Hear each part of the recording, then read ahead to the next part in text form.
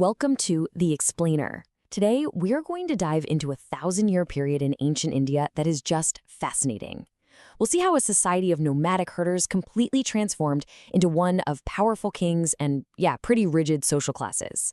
This is the story of the Vedic Age, and really, how one single innovation changed absolutely everything. But our story doesn't actually start with a date or a battle. It starts with a word puzzle. A linguistic mystery that's had historians scratching their heads for centuries. Think about it. The Sanskrit Peter, the Latin pater, and even our English word father. The similarity there, and across a bunch of other ancient languages, like Greek and German, it's just way too close to be a coincidence, right? It's got to point to some kind of common ancestor, a shared origin way, way back in the past. Okay, so let's get into this.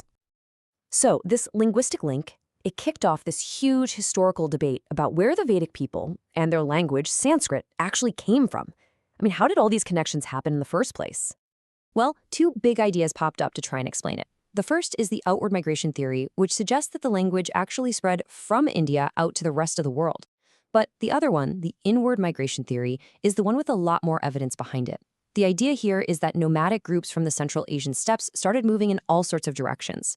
One of those branches headed into India, bringing with them the linguistic roots of what would eventually become Sanskrit. Now, this is super important. We're not talking about some big, violent invasion here. The consensus among historians is that this was a slow, gradual movement of people and cultures that happened over hundreds and hundreds of years. Think more of a slow blend, a mixing and interacting over a long, long time. Okay, and this brings us to a crucial point. The term Aryan itself. Now, I know that word is loaded, to say the least, because of how it was twisted in the 20th century. But in its original historical context, it was a linguistic term.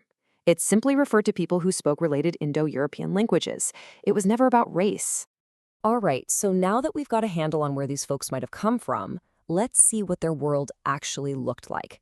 This is what we call the early, or Rig-Vedic period.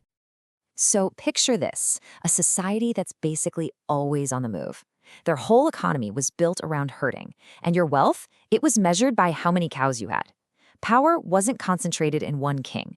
It was shared in tribal assemblies. You had the Sabha, which was like a council of elders, and the Simiti, a bigger assembly for the whole tribe. And get this, women were included. Their leader, the Rajan, was more like a first among equals, chosen for his skills, not because of who his dad was. And their whole society was built like a set of nesting dolls. You'd start with the extended family, the Kul. A bunch of those together would form a village, or gram. Then a few villages would make up a clan, the Vis. And all of that together formed the entire tribe, the Jana, which was led by that Rajan we just talked about. So this whole semi-nomadic, cattle-herding way of life, it worked, and it dominated for centuries. But then, one single shift, a change in technology and economy, was about to set off a chain reaction that would literally change everything. And what was it? Iron. Simple as that. The widespread use of iron tools finally made it possible to clear the dense forests of the Gangetic Plains and start farming on a massive scale. And this is just a perfect example of how one shift in the economy can completely remake an entire society from the ground up. And once agriculture took over, man, the dominoes just started to fall. Life wasn't nomadic anymore. People settled down. All of a sudden, land, not cattle, was the new measure of wealth. And those tribal assemblies, they started to fade, replaced by hereditary kings, whose main job was now protecting territory, not just protecting people. And listen, this didn't happen overnight. We're talking about a slow burn, a transformation that unfolded over about 1,000 years. This transition from the early to the later Vedic period laid the groundwork for a totally new kind of world. So, this move from herding to farming, it wasn't just about changing jobs. It fundamentally rewired their entire society, and in the process created social hierarchies that would stick around for centuries. Just look at what happened to the ruler. The tribal chief, the first among equals, morphed into a king who often claimed he had a divine right to rule. And that voluntary offering, Bali, it turned into a compulsory tax.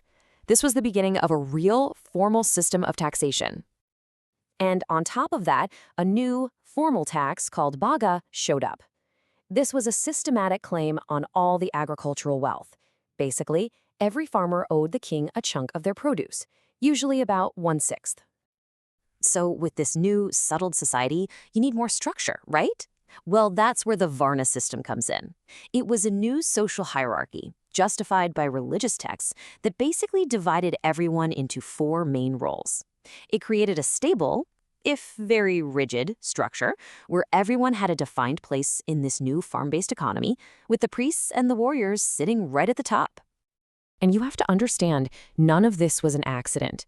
This rigid social structure and the really sharp decline in women's rights, it all ties back to one thing: land. Land was now the most valuable thing you could own and pass down to your kids.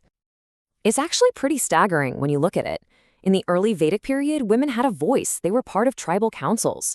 But in a society where valuable land was suddenly being passed down from father to son, their rights to own property, to get an education, to even be in public life, they were systematically taken away.